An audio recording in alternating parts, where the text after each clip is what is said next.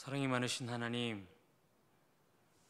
오늘도 주님 앞에 나와 예배를 드리는 우리 성도님들을 기억하여 주셔서 은혜와 평강을 허락하여 주시옵소서. 그리하여서 주님께서 주시는 구원의 기쁨을 누리며 살아갈 수 있도록 도와주시옵소서. 오늘도 삶의 여러 가지 문제를 가지고 기도할 때에 하나님 우리를 불쌍히 여겨 주셔서 우리가 기도하는 모든 것들을 응답하여 주시옵시고, 하나님의 응답이 곧 하나님의 최선의 방법임을 기억하게 하셔서 감사하는 마음으로 그 응답을 받아들일 수 있도록 도와주시옵소서. 이 모든 건 예수 그리스도를 받들어 기도드립니다. 아멘. 우리 찬송가 425장 함께 찬송하시겠습니다.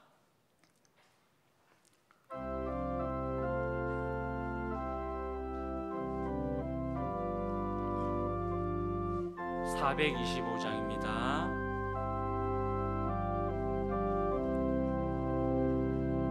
주님의 뜻을 이루소서. 고요한 중에 기다리니 진흙과 같은 날 빚으사 주님의 영상 만드소서. 주님의 뜻을 이루소서. 별 앞에 엎드리니 나의 맘속을 살피시사 눈보다 이게 하옵소서. 주님의 뜻을 이루소서. 병들어 몸이 피곤할 때 권능의 손을 내게 펴사 강건케 하여 주옵소서. 주님의 뜻을 이루소서. 온전히 나를 주장하사 주님과 함께 동행함을 만민이 알게 하옵소서.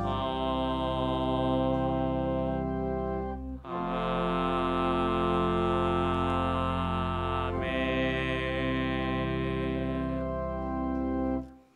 네, 오늘 말씀은 열왕기하 10장 1절에서 11절 말씀입니다. 열왕기하 10장 1절에서 11절 말씀입니다.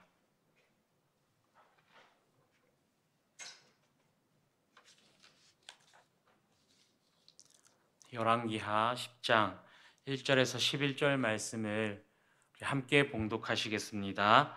아합의 아들 70명이 사마리아에 있는지라 예후가 편지들을 써서 사마리아에 보내서 이스라엘 귀족들 곧 장로들과 아합의 여러 아들을 교육하는 자들에게 전하니 일렀으되 너희 주의 아들들이 너희와 함께 있고 또 병거와 말과 견고한 성과 무기가 너희에게 있으니 이 편지가 너희에게 이르거든 너희 주의 아들들 중에서 가장 어질고 정직한 자를 택하여 그의 아버지의 왕좌에 두고 너희 주의 집을 위하여 싸우라 하였더라. 그들이 심히 두려워하여 이르되 두 왕이 그를 당하지 못하였거든 우리가 어찌 당하리여 하고 그 왕궁을 책임지는 자와 그 성읍을 책임지는 자와 장로들과 왕자를 교육하는 자들이 예후에게 말을 전하여 이르되 우리는 당신의 종이라 당신이 말하는 모든 것을 우리가 행하고 어떤 사람이든지 왕으로 세우지 아니하리니 당신이 보기에 좋은 대로 행하라 한지라. 예후가 다시 그들에게 편지를 붙이니 일렀으되 만일 너희가 내 편이 되어 내 말을 너희가 들으려거든 너희 주의 아들 된 사람들의 머리를 가지고 내일 이맘때에 이스라엘에 이르러 내게 나오라 하였더라. 왕자 70명이 그 성읍의 귀족들 곧 그들을 양육하는 자들과 함께 있는 중에 편지가 그들에게 이르매 그들이 왕자 70명을 붙잡아 죽이고 그들의 머리를 광주리에 담아 이스라엘 예후에게로 보내니라. 사자가 와서 예후에게 전하여 이르되 그 무리가 왕자들의 머리를 가지고 왔나이다. 이르되 두 무더기로 쌓아 내일 아침까지 문 어귀에 두라 하고 이튿날 아침에 그가 나가서서 뭇백성에게 이르되 너희는 의롭도다. 나는 내 주를 배반하여 죽였거니와 이 여러 사람을 죽인 자는 누구냐? 그런즉 이제 너희는 알라. 곧 여호와께서 아합의 집에 대하여 하신 말씀은 하나도 땅에 떨어지지 아니하리라. 여호와께서 그의 종 엘리야를 통하여 하신 말씀을 이제 이루셨도다 하니라.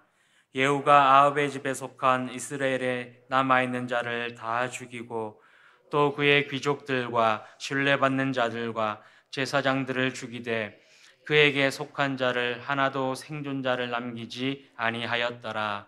아멘. 오늘도 새벽부터 주님 앞에 나와 예배를 드리는 여러분들의 모습을 하나님께서 기뻐하시리라 믿습니다. 오늘 하나님께서 여러분들과 동행하셔서 여러분들의 안전을 지켜주실라 믿습니다. 오늘 본문 말씀의 내용은 이세벨을 처형한 예후가 이제 사마리아에 있는 아합의 자손들을 제거하는 내용입니다. 먼저 본문은 크게 세 부분으로 나누어지는데요.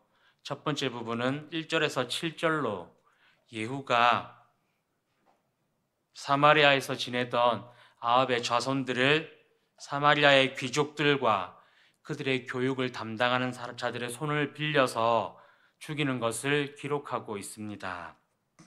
두 번째 부분은 8절에서 10절 말씀으로 예후가 이스라엘 백성들에게 아합 가문의 멸망은 하나님께서 엘리야를 통해 예언한 것이 이루어진 것이라고 선포를 함과 동시에 자신의 반역을 합리화시키는 것이죠. 세 번째 부분은 마지막 11절로 이스라엘에 남아있던 아합 왕의 사람들과 그 측근들마저 예후가 제거했다는 것을 말하고 있습니다.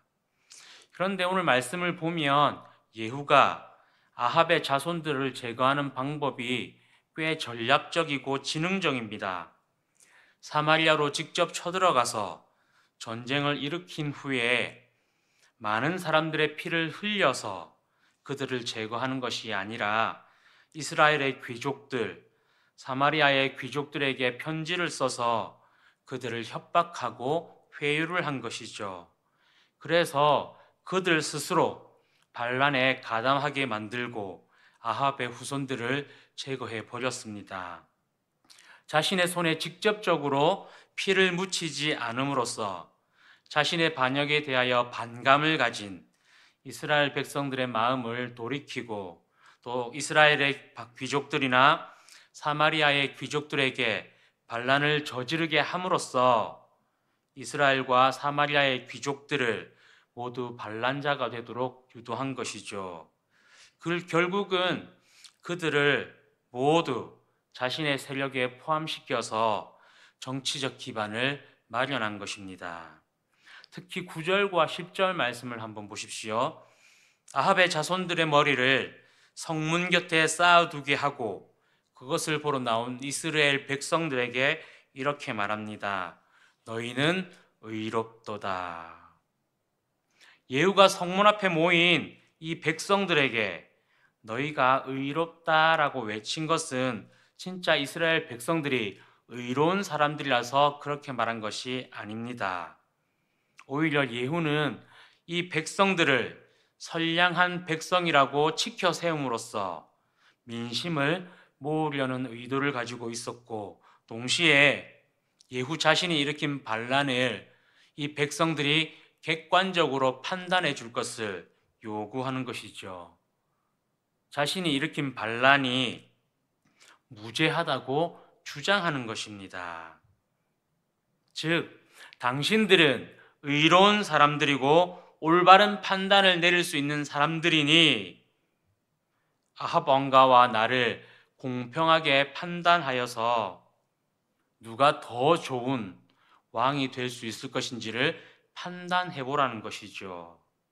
그리고 자신은 요람 왕을 죽인 것은 인정하지만 아합의 자손을 제거한 것에 대해서는 부정을 하고 무죄하다고 주장합니다. 이스라엘 성에 머물고 있는 내가 사마리아 성에 있는 이 아합의 자손들을 어떻게 죽일 수 있냐며 자신을 변호함과 동시에 아합 자손을 죽인 책임을 귀족들에게 돌리는 것이죠. 그리고는 이 모든 것들이 하나님의 심판대로 엘리야가 예언한 대로 이루어졌다라고 말을 하는 것입니다. 여기까지가 오늘 본문 말씀의 내용인데요. 오늘 말씀을 준비하면서 참 힘들었습니다. 이 내용으로 도대체 무슨 말씀을 어떻게 전할 수 있을 것인가 많은 고민을 했는데요. 그래서 하나님께 간절히 기도했습니다. 하나님, 도대체 이 말씀을 가지고 뭘 어떻게 전하라고 하는 것입니까? 제발 영감을 주세요라고 빌었는데요. 다행히 하나님께서 감사에게도 영감을 주셨습니다. 오늘 제가 여러분들과 함께 본문 말씀을 통해서 나누고자 하는 것은 자녀들의 신앙 교육에 대해서 함께 나누고자 합니다. 여러분, 아합과 이세벨의 자녀들은 모두 죽임을 당했습니다. 근데 성경에는 아합의 아들들이라고 되어 있지만 실제로는 아합의 손자들까지 포함되어 있는 것입니다. 그러니까 아합 자손의 70명은 아합의 자녀들이, 손자들을 포함한 모든 자녀들이 죽임을 당했다라는 것이죠. 그래서 아합 가문이 멸망을 당한 것을 보여줍니다. 그런데 그들이 멸망한 이유는 하나님을 부정하고 불의한 일을 저지르고 우상 숭배를 저질렀기 때문입니다. 아합과 이세벨의 악행을 보고 자란 그 자녀들이 그것을 답습하고 또 자녀의 자녀들이 그것을 따라하며 악한 일들을 행했기에 결국은 심판을 당한 것입니다. 부모의 악함이 그 자녀들에게 영향력을 끼쳐서 자녀들도 악을 행하게 되었고 결국에는 심판을 받아 가문이 멸망을 당한 것이죠. 그런데 이 자리를 통해서 여러분들께 불편한 진실을 몇 가지 알려드리고자 합니다. 조금 불편하시더라도 참고 들어주십시오. 제가 교회학교 교육부서만 올해까지가 18년째 담당하고 있습니다. 교회학교 교육부서를 담당하다 보면 부모님들과 대화할 일이 종종 생기는데요. 부모님들의 가장 큰 걱정은 자녀의 신앙교육입니다. 많은 부모들이 자신의 자녀들이 신앙생활을 제대로 하지 않아서 답답함을 토로하시는데요. 사실 그런 얘기를 들을 때마다 부모님들께 차마 말씀드리지 못하는 부분이 있었습니다.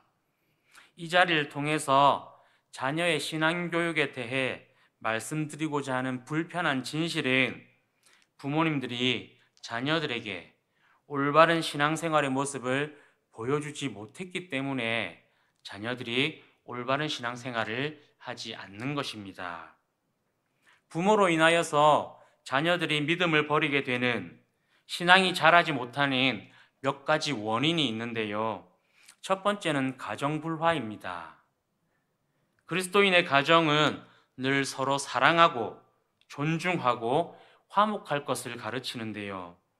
이 부모들의 불화로 인해서 부모들의 다툼을 보고 자란 자녀들, 또 부모들에게서 충분한 사랑을 받지 못한 자녀들은 신앙에 대하여 확신을 가지지 못합니다. 그리고 아버지로부터 학대를 당하는 자녀들은 하나님 아버지라는 것에 대하여 반감을 가집니다.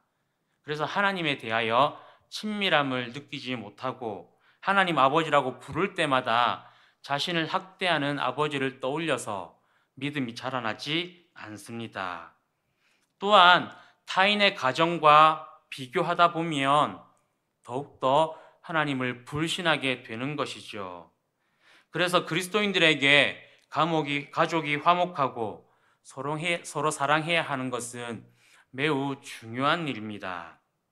두 번째는 부모가 가정에서 자녀들에게 신앙의 모범을 보이지 못할 때입니다. 교회에서 부모님의 모습과 가정에서 부모님의 모습이 다를 경우에는 자녀들은 올바른 신앙을 가지지 못합니다. 좀 더 쉽게 예를 들면 교회에서는 너무나 신실한 모습을 보이는데 가정에 들어오면 폭력과 폭언을 행하는 부모들인 경우입니다. 또 자녀들 앞에서 술과 담배로 인해서 실수하는 모습을 보게 되는 경우입니다. 이런 경우에는 자녀들도 똑같이 부모의 모습을 따라하게 되어 있습니다. 그래서 신앙이 자랄 수가 없습니다. 세 번째는 부모가 신앙보다 자녀의 학업이나 진로를 더 중요하게 여길 때입니다. 신앙보다 세상의 가치, 세상에서의 풍요로움을 더 중요하게 생각하는 부모들은 종종 시험 기간에 자녀들이 예배에 빠지고 학원에 가는 것을 허용합니다. 더 좋은 대학에 가고 더 좋은 직장에 가는 것은 중요한 문제입니다만 예배에 빠지는 것이 허용이 되면 이런 자녀들은 고3이 되어서는 예배에 나오지 않습니다. 그리고 대개의 경우는 이런 부모들은 자녀들이 좋은 대학에 가서 대학교에 가면 교회에 나올 것으로, 예배에 나올 것으로 생각하고 있지만 대단한 착각입니다.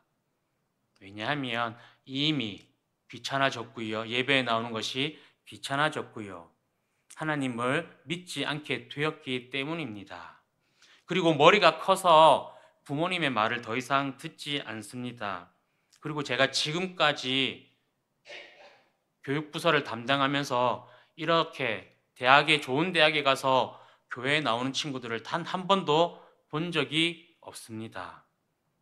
오히려 더 이상 교회에 나오지 않겠다고, 하나님을 믿지 않겠다고 내버려 두라라고 말하는 사람들이 훨씬 많습니다.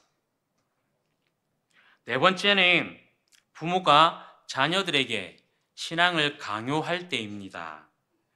여러분, 부모의 신앙과 자녀의 신앙은 같을 수가 없습니다.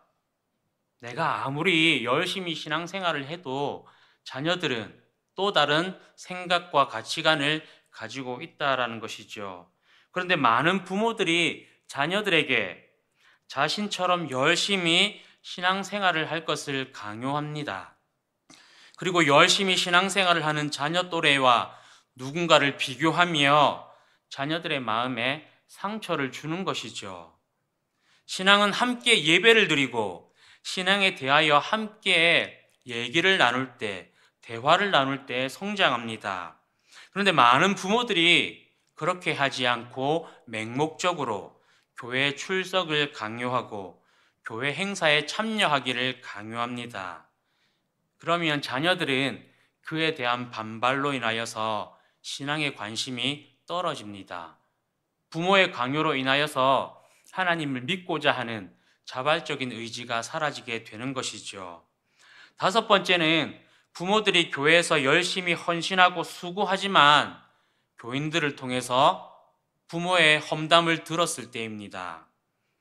내 부모님들이 아무리 열심히 헌신하고 봉사해도 다른 사람들이 내 부모님을 험담하는 것을 알게 되거나 듣게 되면 화가 나고 실망을 해서 신앙생활을 내려놓게 됩니다. 내 자녀가 아무리 교육부서의 예배를 출석한다고 해도 여러분 한 가지만 꼭 기억하십시오. 여러분들께서 누군가 험담하시는 것들을 그분의 자녀들이 듣고 있고 알게 된다는 것입니다. 내가 비록 농담 삼아 한 말이어도, 내가 비록 아무 생각 없이 한 말이어도 누군가의 자녀들은 이 얘기를 듣고 실망하고 낙담하게 됩니다. 그래서 많은 자녀들이 교회에서 상처를 받고 신앙생활을 열심히 해야 할 필요성을 못 느낍니다. 아마 여러분들의 자녀가, 혹시 여러분들의 자녀 중에 신앙생활을 제대로 하지 않는 분들이 있다면 대개의 경우 이 오늘 제가 말씀드린 여기서 벗어나지는 않을 것입니다. 이 외에도 여러분 더 많은 이유들이 있지만 시간 관계상 더 자세히 말씀드리지 못해서 죄송합니다. 그런데 중요한 것은 대개의 경우 자녀들은 부모의 신앙생활을 보며 그대로 따라하는 경우가 많습니다. 부모의 행동을 학습하는 것이죠. 또한 이러한저러한 이유로 자녀들의 예배 출석과 교회 교육 프로그램에 빠지는 것을 허용하면 나중에는 정말 돌이킬 수 없을 만큼 후회를 하게 됩니다. 그렇기에 여러분, 어떤 경우에도 여러분들의 자녀들이 예배에 빠지도록 허용하지는 마십시오.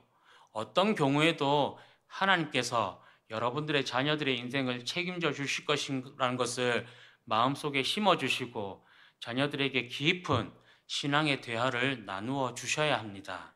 그렇지 않으면 자녀들은 우리가 기대한 대로, 우리가 생각한 대로 신앙생활을 하지가 않습니다.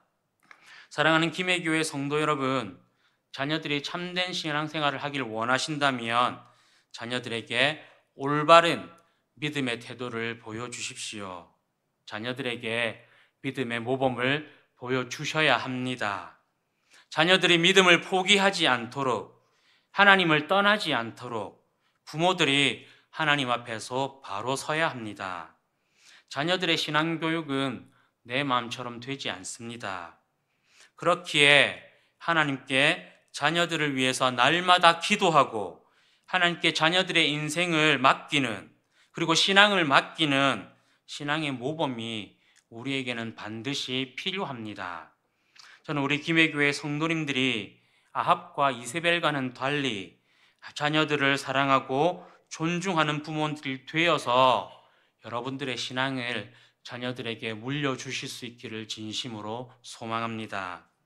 자녀들을 양육하실 때에 반드시 말씀과 기도로 양육하여 주시길 부탁드립니다. 여러분들의 자녀들이 아합과 이세벨의 자녀들처럼 하나님께 저주받고 심판당하며 구원받지 못하는 존재들이 되는 것이 아니라 하나님의 성실한 일꾼으로 자라고 교회의 일꾼으로 성장하여서 하나님과 사람에게 칭찬받는 그리스도인으로 자라날 수 있기를 진심으로 소망합니다. 함께 기도하시겠습니다. 사랑이 많으신 하나님, 우리 김해교회의 모든 성도의 가족이 구원의 가정을 이룰 수 있도록 은혜를 베풀어 주시옵소서.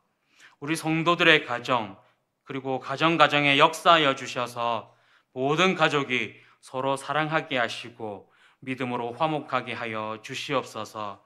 그래서 예수를 믿는 재미와 기쁨이 우리 성도들의 가정에 흘러 넘쳐서 우리 성도들이 온 마음과 온 정성을 다해 예수 그리스도를 따르는 가족이 될 수 있도록 하나님 도와주시옵소서. 오늘도 여전히 어려움과 고통 속에서 살아가는 성도들을 불쌍히 여겨주셔서 저들의 마음을 어루만져 주시고 저들의 아픔을 고쳐주셔서 하나님의 살아계심이 선포되어지게 하여 주시고 하나님의 역사하심을 우리가 보게 하셔서 우리 모두가 예수 그리스도의 산 증인이 되게 하여 주시옵소서. 오늘의 삶 가운데도 우리와 동행하여 주시길 간절히 소원합니다. 우리 성도님들이 오고 가는 발걸음을 안전하게 지켜주시고 하나님으로 인하여서 오늘도 형통한 삶을 살아가게 하여 주시옵소서. 이 모든 건 예수 그리스도를 받들어 기도드립니다. 아멘. 이 시간 이번 주 말씀, 암송 말씀을 읽거나 암송하시겠습니다. 살전 5, 16, 18. 항상 기뻐하라, 쉬지 말고 기도하라, 범사에 감사하라. 이것이 그리스도 예수 안에서 너희를 향하신 하나님의 뜻이니라. 아멘. 오늘도 기도의 제목을 가지고 기도하신 후에 집으로 돌아가시겠습니다.